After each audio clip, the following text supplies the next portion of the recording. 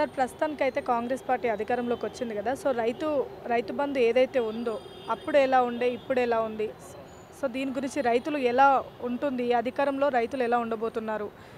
Madam, రైతులు చాలా సంతోషంగా ఉన్నారు. ఇప్పుడు గతంలో కేసీఆర్ ప్రభుత్వం ఒక రైతు బంధు అని చెప్పింది తప్ప అంతకుముందు వచ్చే సబ్సిడీలన్నింటినీ కూడా రద్దు చేసింది.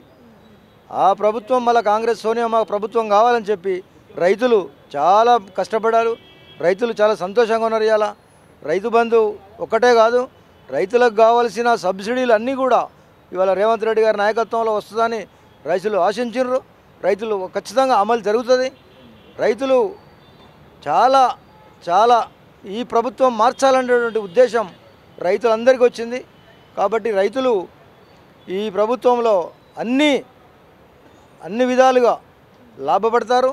అన్ని విధాల ప్రభుత్వం నుంచి వచ్చేటువంటి నిధులు ఏవైనా సరే సక్రమంగా, అవినీతి లేకుండా, ముఖ్యంగా ధరణి సమస్య పెద్ద సమస్య. అది రైతులు చాలామంది పాసుబుక్ ఉంటే భూమి ఉండదు, ఆ భూమి ఉంటే అందులో సగం ఎకరం తక్కువ ఉంటుంది.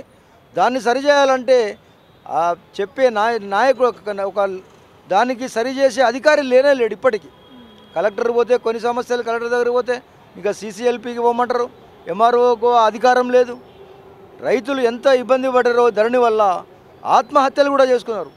ఒక భూమి అమ్ముదామంటే కోట్ల లిటిగేషన్ ఉంటే ఒక ఎకరం అమ్మి బిడ్డ పెళ్లి చేద్దామంటే పరిస్థితి లేదు. ఒక ఎకరం అమ్మి అప్పులు కట్టేద్దామంటే అవకాశం లేదు. కాబట్టి అట్లాంటి రైతులకు ఇలా విముక్తి కలిగింది. మన రేవంత్ రెడ్డి గారి నాయకత్వం ముఖ్యమంత్రిగా రైతుల సమస్యలు ఇస్తాడు, ఖచ్చితంగా పరిష్కరించాలని. ధరణిలో సమస్యలు లేకుండా ధరణి ఏ పేరైనా పెట్టవచ్చు. ధరణి అని పెట్టినా ఇంకే పేరు పెట్టినా కూడా అక్కడ స్థానికంగా నాకు ఒక భూమిలో సర్వే నెంబర్లో భూమి ఉంటే ఆ భూమి ఎంతవరకు ఉందనేది ఆ రైతుకు తెలియదు. సర్వే నెంబర్ పేరు ఉంది రికార్డు, కానీ ఎక్కడుందో ఆ భూమి అనేది తెలియదు. కాబట్టి ఆ భూములు ఇనాం భూములు కానీ అమ్ముకునే హక్కు కల్పించాలనేటువంటిది ఆ పోర్టలే ఒక పెద్ద తప్పు. అది మన విదేశీయాలకు సంబంధించిన సంస్థకు అప్పగించారు గవర్నమెంట్ కేసీఆర్.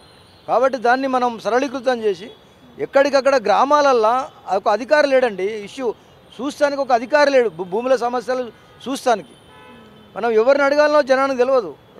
అమాయకుల రైతులకు తహసీల్ ఆఫీస్ చుట్టూ రోజు తిరుగుడే, దాని తప్ప పరిష్కారం దొరుకుతలేదు.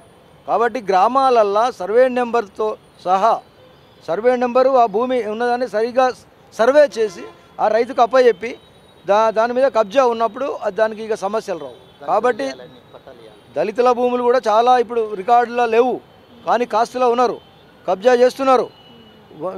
40 ఏళ్ళకి 50 ఏళ్ళకి వెళ్ళి 70 ఏళ్ళ సార్లు చేస్తున్నారు మా గ్రామంలో. వాళ్ళకి ఇంతవరకు దానికి ఒక పరిష్కార మార్గం లేదు.